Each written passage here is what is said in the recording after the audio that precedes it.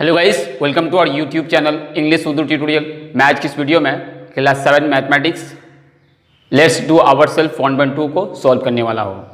ठीक है, खुद से करो 1.2 खुद से करो को सॉल्व करने वाला हो।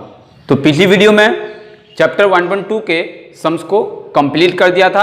अगर आप लोग उस वीडियो को नहीं देखे हैं तो उसका लिंक आपको इस वीडियो के डिस्क्रिप्शन में मिल जाएगा। लेट्स डू आवर सेल्फ 1.2 जो है ये रूल ऑफ 3 के हिसाब से इसको सॉल्व करना होगा। ठीक है, तो चलिए वीडियो को स्टार्ट करते हैं। तो 1 नंबर सम है, a wheel turns 55 times to cover a distance of 77 metre. Let's calculate how many revolutions the wheel will take to cover a distance of 98 metre. तो यहां पर एक व्हील है, ठीक है, एक चक्का है, एक पहिया है। तो वो 77 मीटर डिस्टेंस को कवर करने के लिए उसको 55 टाइम्स जो है घूमना पड़ता है। ठीक है, तो यहां पर पूछा है कि 98 मीटर डिस्टेंस को कवर करने के लिए उस चक्का को या फिर उस व्हील को या फिर उस पहिया को कितने बार घूमना पड़ेगा। ठीक है, इसको हम लोग रूल ऑफ 3 के हिसाब से सॉल्व करेंगे। ठीक है, यहाँ भी जितना भी सम है सारा का सारा रूल ऑफ 3 के हिसाब से ही बनेगा। तो चलिए नंबर 1 को सॉल्व करते हैं। तो यहाँ पर दो चीज दिया हुआ है, एक डिस्टेंस दिया हुआ है और एक क्या दिया हुआ है, रेवोल्यूशन दिया हुआ है। ठीक है, तो वही दोनों लिखेंगे रूल ऑफ 3 में। तो जो पूछा है वो क्या है वो बाद में लिखेंगे। पूछा क्या है कि 98 मीटर डिस्टेंस को कवर करने के लिए कितने बार उसको घूमना पड़ेगा, तो रेवोल्यूशन को निकालना पड़ेगा, तो वो बाद में लिखेंगे। तो सबसे पहले डिस्टेंस,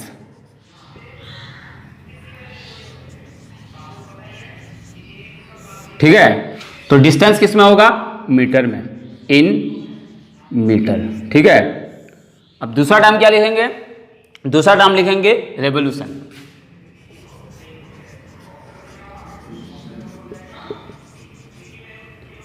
ठीक है, तो पहला जो दिया गया है कितना है कि 77 मीटर डिस्टेंस को कवर करने के लिए कितने बार घूमना पड़ेगा, 55 टाइम उसको घूमना पड़ेगा। ठीक है, तो अब पूछा क्या है कि 98 मीटर डिस्टेंस को कवर करने के लिए कितना घूमना पड़ेगा, यही तो पूछा है। तो अब चलिए इसको निकालते हैं। Therefore, the number of revolution, ठीक है, तो जो यहां पर एक टर्म है तो उसको पहले लिख देते हैं। ठीक है, अब कौन पहले लिखेंगे या फिर कौन ऊपर लेंगे और कौन नीचे लिखेंगे। ठीक है, अब यहां पर देखिए 77 मीटर को कवर करने के लिए कितने बार घूमना पड़ता है, 55 टाइम्स। ठीक है, तो आप यहां पर देखिए 98 मीटर डिस्टेंस को कवर करने के लिए ज्यादा घूमना होगा या फिर कम घूमना होगा। ठीक है, तो क्या करना होगा, 77 मीटर में 55, तो 98 में क्या होगा, ज्यादा होगा, तो ये भी ज्यादा हो गया, ये भी ज्यादा हो गया, तो कौन सा रिलेशन हुआ, डायरेक्ट रिलेशन। ठीक है, तो डायरेक्ट रिलेशन में क्या होगा, ये ऊपर होगा, मतलब दोनों ही ज्यादा है तो ये क्या होगा, ये ऊपर होगा। तो 98 ऊपर और 77 नीचे। तो डायरेक्ट रिलेशन क्या होता है, एक बार मैं आप लोगों को इसको क्लियर कर देता हूं। तो डायरेक्ट रिलेशन जब क्या होता है, दोनों तरफ ही बढ़ता है या फिर दोनों तरफ ही घटता है। अब यहां पर डिस्टेंस बढ़ा तो रेवोल्यूशन भी बढ़ा। ठीक है, मान लेते हैं डिस्टेंस घटा तो रेवोल्यूशन भी क्या होगा, घटेगा। तो इसको बोलते हैं डायरेक्ट रिलेशन। और एक तरफ क्या होता है, जब घटता है और दूसरी तरफ बढ़ता है, या फिर एक तरफ बढ़ता है दूसरी तरफ घटता है, तो उसको बोलते हैं इनवर्स रिलेशन। ठीक है, या फिर इनवर्स रिलेशन या फिर इनडायरेक्ट रिलेशन। ठीक है, तो यहां पर क्या है, दोनों ही बढ़ता है, डिस्टेंस भी बढ़ गया है और रेवोल्यूशन भी बढ़ गया है, बढ़ेगा ही। तो ये क्या है, डायरेक्ट रिलेशन। ठीक है, तो देखिए, तो डायरेक्ट रिलेशन होने से क्या होगा, नीचे वाला टर्म क्या होगा, ऊपर होगा। ठीक है, अब इनडायरेक्ट होने से क्या होगा, जैसा है वैसा ही, 77 मीटर ऊपर होगा, 98 मीटर नीचे होगा। तो यहाँ पर तो डायरेक्ट है तो क्या होगा, ऊपर होगा 98। तो अब इसको सॉल्व करते हैं। तो क्या होगा, 11 का टेबल लेंगे, 11 7 जा कितना होगा 77, ठीक है। 11 5 जा 55, ठीक है, कट गया। अब 7 का टेबल लेना होगा, 7 1 जा 7, 7 1 जा 7, तो कितना बचा 2 बचा, तो 28 हो गया। तो 7 4 जा, अब इसको मल्टीप्लाई कीजिए, 5 × 14, तो कितना होगा 70। तो ये क्या है 70, रेवोल्यूशन है। तो अब यहां पर समझ में आ गया कि 98 मीटर डिस्टेंस को कवर करने के लिए कितने बार उसको घूमना पड़ा, कितना रेवोल्यूशन उसको लेना पड़ा 70, ठीक है, 70 टाइम उसको घूमना पड़ा, ठीक है। तो ये हो गया आंसर, ठीक है। आई होप आप लोग समझ चुके कि डायरेक्ट रिलेशन क्या है और इनडायरेक्ट रिलेशन क्या है। रूल ऑफ 3 में वही काम है, ठीक है। डायरेक्ट रिलेशन क्या है और इनवर्स रिलेशन किसको कहते हैं, डायरेक्ट रिलेशन किसको कहते हैं, ठीक है। ये दोनों को जानने से ही रूल ऑफ 3 के हिसाब से हम उसको सॉल्व कर सकते हैं, ठीक है। अब नेक्स्ट नंबर में चलते हैं, क्वेश्चन नंबर 2 में। अब देखिए क्वेश्चन नंबर 2 क्या है, Akram learns swimming once a week, let's calculate how many days he goes for swimming in 364 days. इसका मतलब है कि अकरम एक हफ्ता में स्विमिंग सीखने जाता है, एक दिन, ठीक है। एक हफ्ता में एक मर्तबा या फिर एक दिन जो है वो क्या करने जाता है, स्विमिंग सीखने के लिए जाता है, ठीक है। तो अब पूछा है कि 364 डेज में वो कितने दिन जो है स्विमिंग सीखने जाएगा, ठीक है। बहुत ईजी है कि एक हफ्ता में कितना दिन होता है, 7 दिन होता है। तो 7 दिन में क्या होता है, एक दिन वो जाता है स्विमिंग सीखने के लिए। तो उसी तरह से बोलता है 364 डेज में कितने बार या फिर कितने दिन वो स्विमिंग करने के लिए या फिर स्विमिंग सीखने के लिए वो जाएगा, ठीक है। बहुत ईजी है। तो क्या लिखेंगे यहां पर, एक तरफ तो नंबर ऑफ डेज है और दूसरी तरफ क्या है, टाइम्स ऑफ स्विमिंग, ठीक है। ये दोनों लिखेंगे। तो जो पूछा है वो क्या होगा, वो बाद में लिखना पड़ेगा। जैसे कि यहां पर पूछा था रेवोल्यूशन क्या है, तो वो बाद में लिखे थे। तो पूछा क्या है यहां पर, टाइम्स ऑफ स्विमिंग, तो स्विमिंग को बाद में लिखेंगे। तो चलिए लिखते हैं। पहले होगा नंबर ऑफ डेज, ठीक है। तो अब दूसरा है टाइम्स ऑफ स्विमिंग,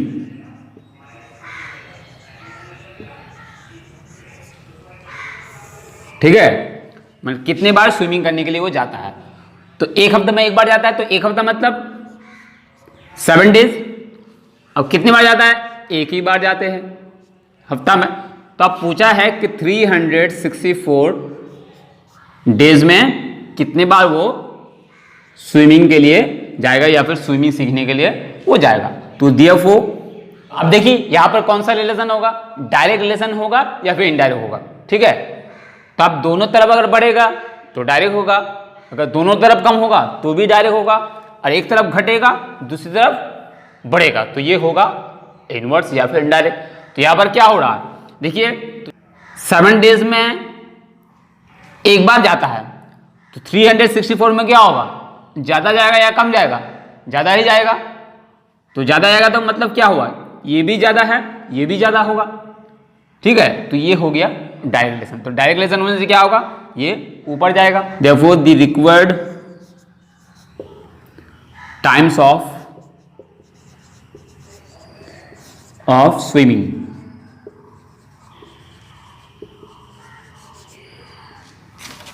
तो यहां पर 1 होगा क्योंकि अकेले इधर ही है। अब ये ज्यादा होगा तो ज्यादा, ठीक है, और नीचे क्या होगा 7। तो क्या करना होगा, सिर्फ यहां पर नीचे वाला से ऊपर को डिवाइड करना होगा। तो 7 1 जा 7, 7 5 जा 35, तो बचा कितना 14, 7 2 जा 14। तो कितनी बार उसको जाना पड़ रहा है, 52 टाइम उसको जाना पड़ेगा एक साल में स्विमिंग सीखने के लिए या फिर स्विमिंग करने के लिए, ठीक है। बहुत ईजी है ना, तो कमेंट करके बताइए ईजी है या नहीं। तो ये हो गया आंसर, ठीक है। आई होप आप लोग अच्छी तरह इसको समझ चुके। ठीक है, रूल ऑफ थ्री क्या होता है। अब चलते हैं क्वेश्चन नंबर 3 में। बहुत ईजी है, आप लोग एक बार इसको ध्यान से देखिएगा तो समझ में आ जाएगा कि किस तरह से रूल ऑफ थ्री को सॉल्व किया जाता है या किस तरह से सम को रूल ऑफ थ्री के हिसाब से सॉल्व किया जाता है। ठीक है, तो देखिए क्वेश्चन नंबर 3। तो क्वेश्चन नंबर 3 है, Rani needs 120 sheets of paper. There are 24 sheets in each bundle. Let's find how many bundles of paper Rani buy. एक यहाँ पर लड़की है रानी, तो उसको 120 पेज की जरूरत है या फिर सीट की जरूरत है। तो एक बंडल में कितना है, 24 है, तो उसको 120 पेज की जरूरत है, तो कितना बंडल उसको खरीदना पड़ेगा। ठीक है, ये हमको निकालना है। तो ये भी रूल ऑफ थ्री के हिसाब से मैंने पहले ही बता दिया था कि यहाँ पर जितने भी सम्स है सारा को क्या करना होगा, रूल ऑफ थ्री के हिसाब से ही सॉल्व करने होगा। तो ये भी रूल ऑफ थ्री के हिसाब से होगा। तो चलिए देखते हैं। नंबर ऑफ सीट्स, ठीक है, उसको पेज भी लिख सकते हैं आप लोग, हो गया। अब दूसरा टर्म क्या है, number of bundle.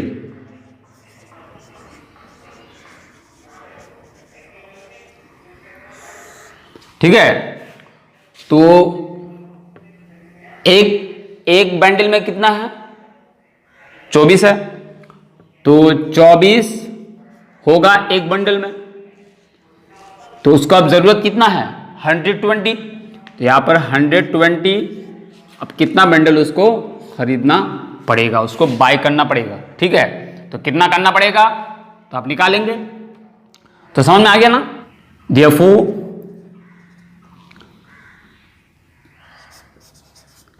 the required number of bundle।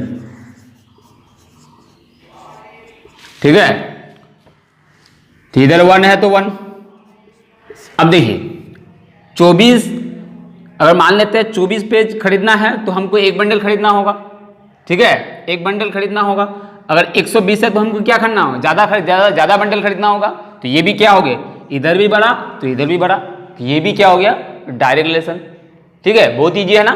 तो डायरेक्ट रिलेशन होने से क्या होगा, इसको ऊपर लिखना होगा 120 डिवाइड बाय 24। ठीक है, तो यहां पर भी डिवाइड करना होगा ऊपर वाला को नीचे वाले से। तो 12 का टेबल लेंगे, 12 2 जा 24। तो यहां पर 2 का टेबल भी ले सकते हैं, 12 1 जा 12। अब फिर काटेंगे, 2 1 जा 2, 2 5 जा 10, तो कितना निकला 5। ठीक है, तो उसको कितना बंडल खरीदना पड़ेगा, 5 बंडल खरीदना पड़ेगा। तो ये हो गया आंसर। ठीक है, आई होप आप लोग सम नंबर 3 भी अच्छी तरह से समझ चुके होंगे। अगर आप लोग नहीं समझे हैं तो कमेंट में जरूर बताइए। अब चलते हैं क्वेश्चन नंबर 4 में, बहुत ईजी है, चलिए देखते हैं। तो क्वेश्चन नंबर 4 है, if the cost of 1 dozen eggs is ₹48, let's find the cost of 32 eggs. तो यह अंडों के बारे में है, कहता है 1 डजन अंडे की जो प्राइस है वो कितनी है, 48। तो 32 एग्स की जो प्राइस है वो क्या हो गई। तो पहले हम लोग डजन समझ लेते हैं। डजन क्या है, डजन मतलब 12 को डजन बोलते हैं। ठीक है, 12 है तो उसको 1 डजन या 1 दर्जन बोलेंगे। ठीक है, तो इंग्लिश में उसको डजन बोलते हैं और उर्दू में बोलते हैं दर्जन। ठीक है, तो अब समझ में आ गया कि क्या करना होगा। ये भी रूल ऑफ 3 के हिसाब से बनेगा। देखिए पहले है क्या, पूछा क्या है, कॉस्ट पूछा है, तो कॉस्ट बाद में लिखेंगे। ठीक है, तो पहले लिखेंगे नंबर ऑफ, बताइए आप लोगों को क्या लिखना होगा, नंबर ऑफ एग्स। ठीक है, दूसरा क्या है, कॉस्ट या प्राइस भी लिख सकते हैं यहां पर। ठीक है, ये रुपीज में। तो 1 डजन मतलब 12, तो 12 अंडे की जो कीमत है वो कितनी है, 48। तो अब 32x की प्राइस क्या होगी या कीमत क्या होगी, तो ये x के तरफ लिखना होगा। ये है ना, बहुत ईजी है, रूल ऑफ 3 बहुत ईजी है, ठीक है। तो लिखना तो होगा बहुत कुछ, मैं आप लोगों को समझा देता हूं, ज्यादा लिखने की जरूरत है ही नहीं, ठीक है। तो therefore अब निकालना क्या होगा, कॉस्ट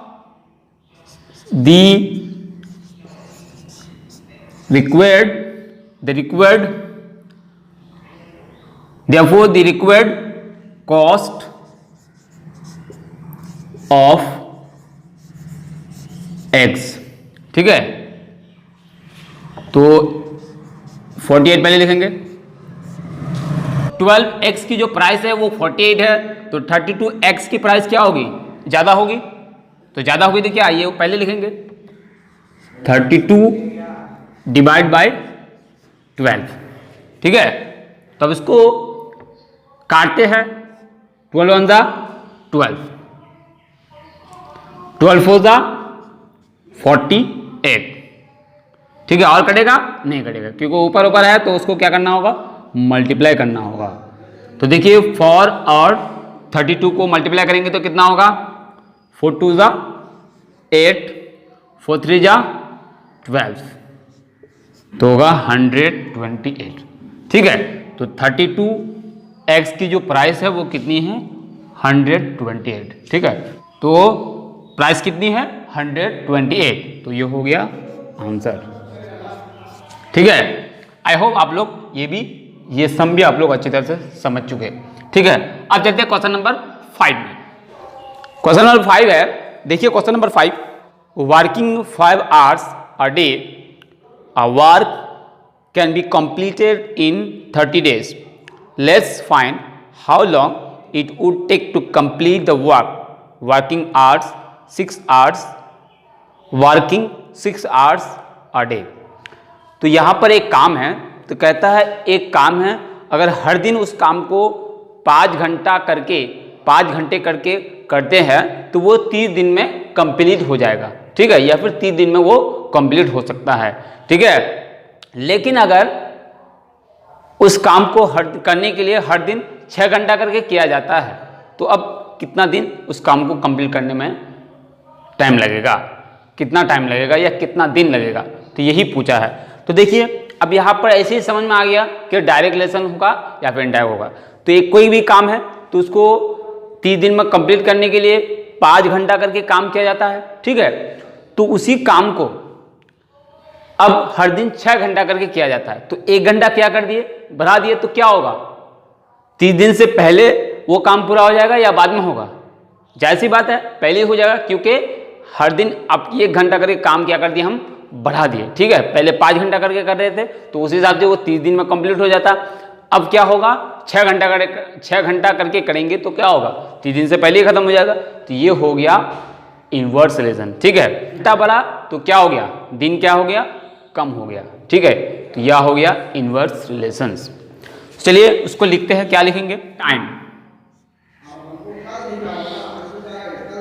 टाइम किसमें, घंटे में लिखना पड़ेगा, इन आर, ठीक है।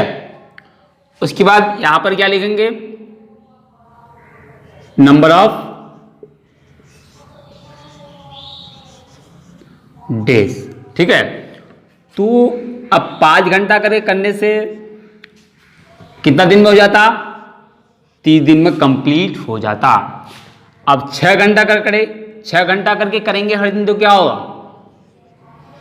समझ में आ गया ना, क्या करना होगा, यहां पर भी रूल ऑफ 3 के हिसाब से सॉल्व करना होगा, और यहां पर जो रिलेशंस होगा वो होगा इनडायरेक्ट या फिर इनवर्स रिलेशन। क्यों, क्योंकि 5 दिन में अगर हर दिन 5 घंटा करके करते तो क्या होता, 30 दिन में काम कंप्लीट हो जाता।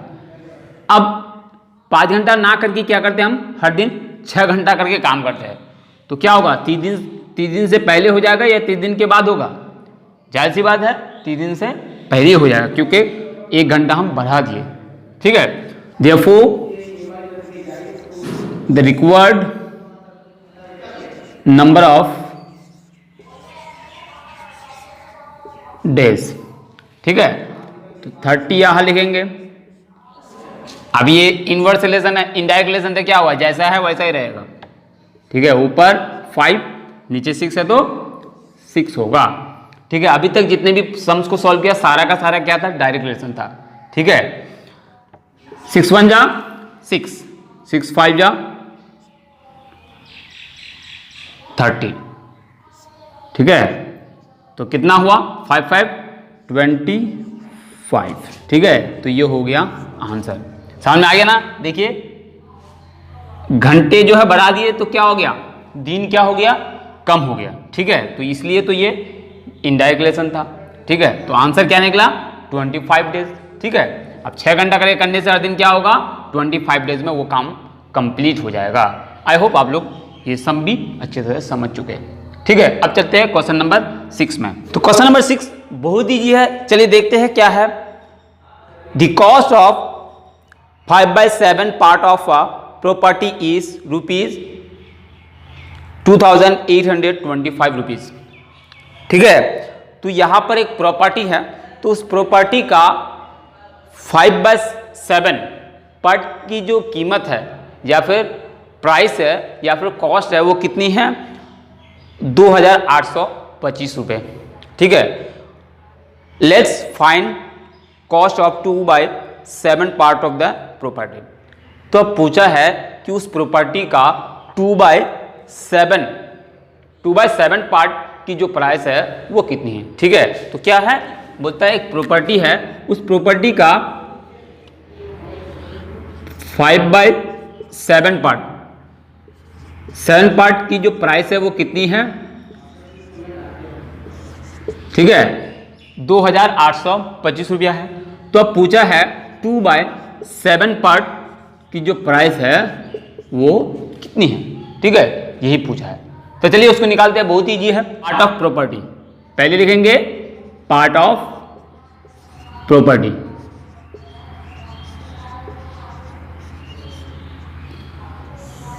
ठीक है, अब दूसरा लिखेंगे क्या, अब दूसरा क्या लिखेंगे, कॉस्ट लिखेंगे। कॉस्ट लिखेंगे रुपीज में। ठीक है, तो 5/7 पार्ट की जो प्राइस है वो कितनी है। ठीक है, 2825 रुपीज। अब पूछा है कि 2/7 पार्ट की प्राइस कितनी है। तो बहुत ईजी है, सिर्फ प्रॉब्लम ये है कि यहां पर पार्ट में लिखा गया है, तो इसको भी पार्ट में लिखा हो या किसी भी मेथड में लिखा हो, उसको भी हम किस तरीके से बनाएंगे, रूल ऑफ थ्री के हिसाब से ही बनाएंगे, जैसे पिछले वाले हिसाब बनाएं। Therefore, the required cost, ठीक है,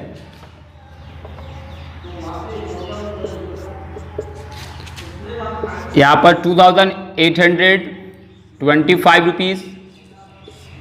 अब देखिए यहां पर, तो अब दोनों में ही क्या है, यहां पर 7 में से 2 हिस्सा, यहां पर 7 में से 5 हिस्सा, तो ज्यादा किसमें है, इसमें है, क्योंकि 7 हिस्सा में से 5 हिस्सा, यहां पर 7 हिस्सा में से 2 ही हिस्सा है। ठीक है, तो ये ज्यादा है, तो इसकी कीमत क्या है, 2825 है, तो ये कम है, तो इसकी कीमत क्या होगा, कम होगी, तो ये क्या होगा, ये भी डायरेक्ट रिलेशन है। ठीक है, तो 5 तो यहां पर क्या होगा, 2/7 ऊपर होगा। ठीक है, अब नीचे क्या होगा, 5/7, 28। अब सबको ऊपर के हिसाब से लिखेंगे, तो 2/7 को लिखते हैं। ठीक है, अगर ये भी ऊपर के हिसाब से लिखेंगे तो क्या होगा, टर्म क्या हो जाएगा, उलट जाएगा, तो 7/5 होगा। ठीक है, बहुत इजी है। तो 5 जा 25, तो कितना बचा, 3 बचा, 32 हो गया। तो 5 6 जा 30, तो कितना बचा, 2 बचा, तो 25 हो गया, 5 5 जा 25। ठीक है, ये 7 कैंसिल हो जाएगा, तो अब बचा क्या, 565 मल्टीप्लाई 2, तो कितना होता है मल्टीप्लाई करने के बाद, तो कितना होगा 1130 होगा। ठीक है, तो ये हो गया आंसर। तो आई होप आप लोगों को ये सम भी अच्छी तरह समझ में आ गया होगा। ठीक है, आप चलते हैं क्वेश्चन नंबर 7 में। तो क्वेश्चन नंबर 7 देखिए, ये भी बहुत इजी है। क्वेश्चन नंबर 7 है, there were stored food of 48 soldiers for 7 weeks in a camp. तो एक कैंप में कितना है, 48 सोल्जर के लिए 7 दिनों का खाना वहाँ पर मौजूद है। ठीक है, if 8 more soldiers join the camp, कहता है अगर और 8 सोल्जर जो है ज्वाइन हो जाता है उस 48 में, let's find for how many weeks will be sufficient with the same food. ठीक है, तो अब कहता है कि 8 सोल्जर और उसमें जुड़ जाने से अब वो 7 दिनों के लिए फूड रहेगा या फिर कितना हफ्ता के लिए रहेगा। ठीक है, ये पूछा है। तो जाहिर सी बात है क्या होगा, अब 7 हफ्ता पहले ही खत्म हो जाएंगे, क्योंकि उस वक्त तो 48 थे और भी 8 ज्वाइन हो गए तो कितना होगा, अब वो फूड तो वही है, तो फूड क्या होगा, कम होगा, तो अब पहले ही खत्म हो जाएगा। अब ये समझ में आ गया है कि 7 हफ्ता तो नहीं होगा, उससे पहले ही खत्म हो जाएगा। ठीक है, अब निकालते हैं। तो पहले क्या लिखेंगे, number of soldier, number of soldiers.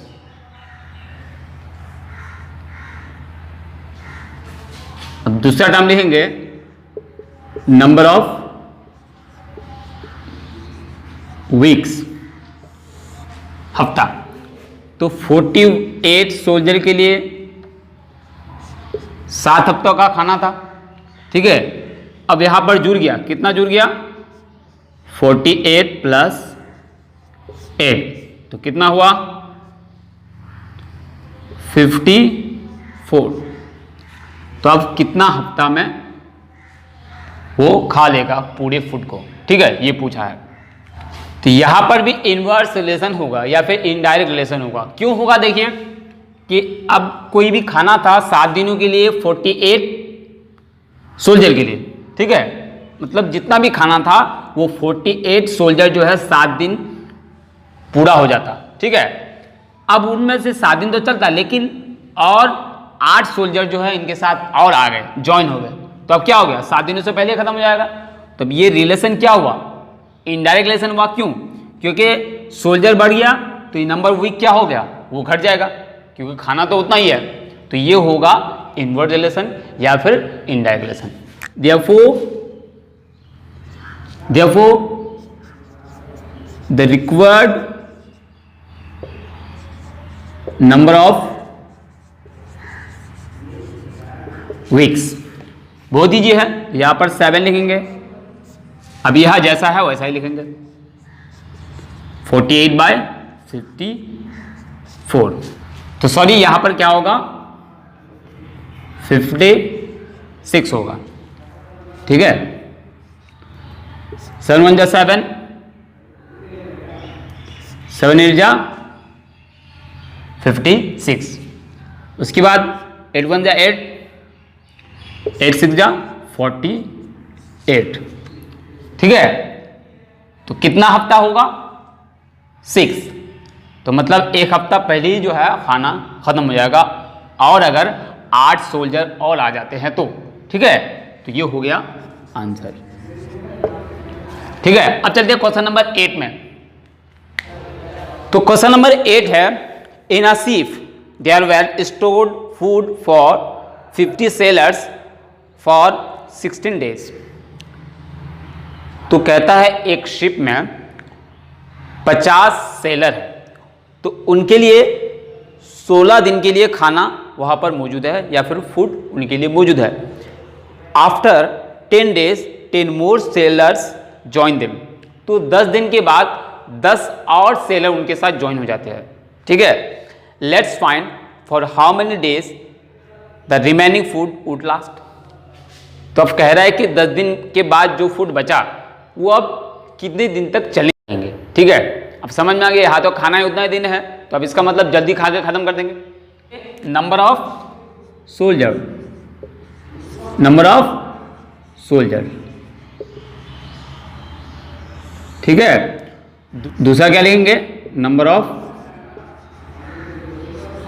Days. ठीक है, ये टर्म तो होगा, ये ज़्यादातर यही टर्म आता है। 50 सेलर्स के लिए कितने दिन का खाना था, 16 डेज। अब 50 के साथ क्या होता है, और 10 जो है जुड़ जाता है, तो अब कितना होगा, 60 होगा। अब ये तो उतना दिन तक नहीं चलेंगे, तो क्या होगा, 10 डेज क्या होगा, माइनस कर देना होगा, तो बचेगा कितना, 6 डेज। ठीक है, तो अब कितना चलेगा, अब कितने दिन तक वो चलेंगे। तो अब समझ में आ गया कि पहले ही खत्म हो जाएंगे, तो पहले खत्म हो जाने से क्या करेंगे, इनवर्ट रिलेशन होगा, इनडायरेक्ट रिलेशन होगा, क्योंकि यहां पर सोल्जर बढ़ गए और यहां पर दिन क्या होगा, कम हो जाएंगे। ठीक है, तो कम हो जाएंगे तो क्या है, एक तरफ बढ़ा एक तरफ घटा। ठीक है, या फिर एक तरफ घटा दूसरी तरफ बढ़ा, तो क्या होगा, इनवर्स रिलेशन या फिर इनडायरेक्ट रिलेशन। यहां पर जैसा है वैसा ही रहेगा। ठीक है, therefore the required number of days, यहां 6 है तो 6, यहां जैसा है तो वैसा ही रहेगा। 0 0 कट, ये 6 6 कट, तो ये होगा 5। तो ये हो गया आंसर। तो आप चलते हैं question number 9। 20 men decided to complete the repairing work of a house in 30 days। तो कहता है यहां पर 20 मैन मतलब 20 आदमी ने डिसाइड किया एक घर की मुरम्मत या फिर रिपेयरिंग के लिए वो 30 दिन में जो है वो रिपेयरिंग पूरा कर लेंगे। ठीक है, 20 आदमी ने ये डिसाइड किया। ठीक है, but after 6 days 8 men fell sick। Let's find how long the will take to complete the work. तो अब कह रहा है कि वो 20 आदमी ने डिसाइड किया था कि इस घर की जो रिपेयरिंग है वो 30 दिन में कर लेंगे, लेकिन क्या हुआ, अचानक क्या हो गया, 6 दिन बाद क्या हो गया, 8 आदमी या 8 लोगों की या फिर 8 मजदूरों की जो तबीयत है वो खराब हो गई या वो बीमार हो गए। तो क्या होगा, वो 30 दिन में ही कंप्लीट कर लेंगे या फिर 30 दिन से ज़्यादा लेंगे। जाहिर सी बात है ज़्यादा लेंगे, क्योंकि मजदूर कम हो गए, टाइम तो उतना ही है, ज़्यादा लगेंगे। ठीक है, चलिए इसको सोल्व करते हैं। ये नंबर ऑफ मैन, दूसरा टर्म क्या लिखेंगे,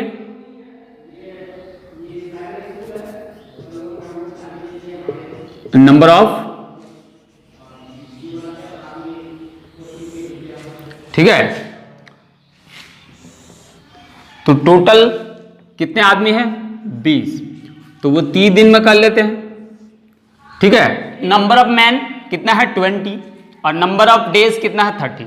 तो उस काम को 20 मजदूरों ने जो है या 20 लोगों ने उसको 30 दिन में वो रिपेयरिंग कंप्लीट कर लिया था। ठीक है, तो अचानक किसी वजह से 8 आदमी की जो है तबीयत खराब हो गई।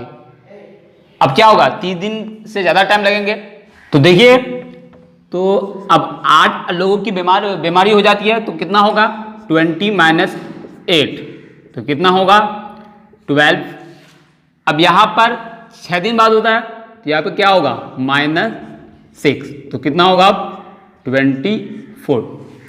ठीक है, तो अब वो कितना दिन उस काम को पूरा करने में टाइम लगेगा। ठीक है, तो क्या होगा, यहाँ पर लोग कम हो गए तो क्या होगा, दिन अब ज़्यादा लगेंगे। ठीक है, तो ये भी क्या होगा, इनवर्स रिलेशन हो गया। Therefore the required number of days 24। तो यहां पर जैसा है वैसा ही लिखना होगा, 20/12। 12 1 = 12, 12 2 = 24, तो कितना होगा 40। तो ये हो गया आंसर। अब चलते हैं क्वेश्चन नंबर 10 में, लास्ट नॉट द लिस्ट। तो 10 नंबर देखिए, 25 farmers take 12 days to plough 15 bighas of land. तो 25 किसान हैं, तो उस 25 किसान ने 15 बीघा जमीन को हल जोता, कितने दिन में, 12 दिन में। ठीक है। Then let's find how many bighas of land can be ploughed by 30 farmers in 16 days. ठीक है, ये थोड़ा अलग टाइप का है, तो मैं आप लोगों को समझा दूंगा, अच्छी तरह समझ जाएंगे। ठीक है, अब कह रहा है how many bighas of land, अब कितने बीघा हल जोतेंगे 16 दिन में 30 किसानों ने। ठीक है, ये हमको निकालना है कि अब 16 दिन में 30 किसान कितने बीघा हल जोतेंगे। ठीक है, ये 3 टर्म यहां पर लिखना होगा।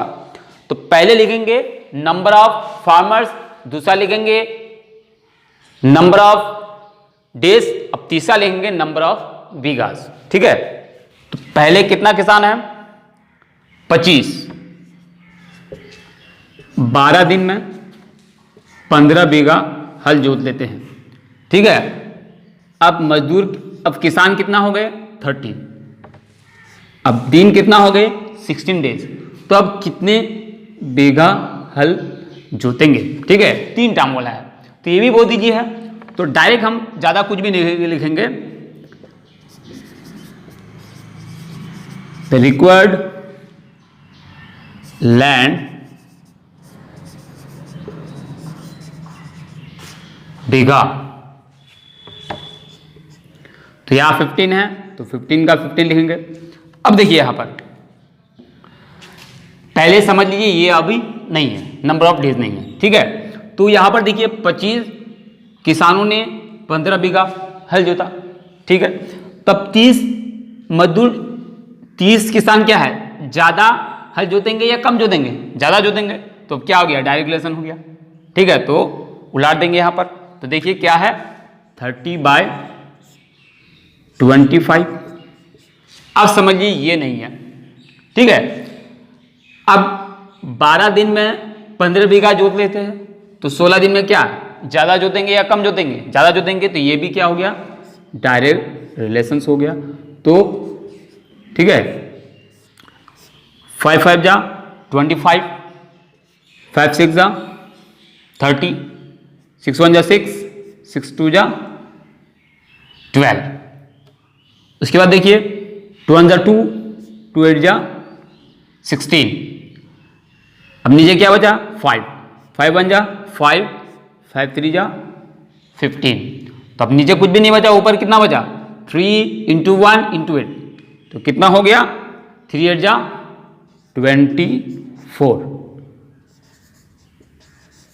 बीघास। ये हो गया आंसर। ठीक है, तो कितना बीघा जोतेंगे 24 बीघा हल जोत लेंगे 16 दिन में। ठीक है, तो ये प्रॉब्लम थोड़ा अलग है, तो सोचना होगा कभी एक इसको लेकर सोचना होगा, इसको छोड़ देना होगा। अब जब हो गया उसकी इसको छोड़ देना होगा, इन दोनों को देखना होगा, तो बहुत ही ईजी है। ठीक है, तो आई होप आप लोग इसको भी अच्छी तरह से समझ चुके होंगे। ठीक है, तो मैंने लेट्स डू आवरसेल्फ के 1.2 के जितने भी सम्स थे एक ही वीडियो में सारा का सारा सॉल्व कर चुका। ठीक है, इसको अगर समझ में कोई प्रॉब्लम हो तो कमेंट करके जरूर बताइए। ठीक है, so thank you for watching, thank you for listening, have a nice day.